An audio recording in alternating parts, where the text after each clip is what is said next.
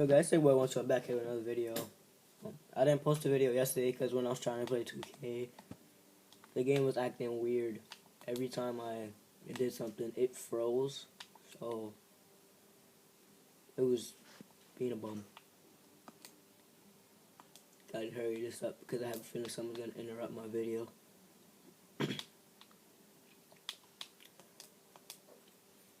Okay. Darren Williams. I actually wanted him before, but I got other point guards. I thought I sold these. Got other point guards. He's not even worth that much, bro. Like 2K, right?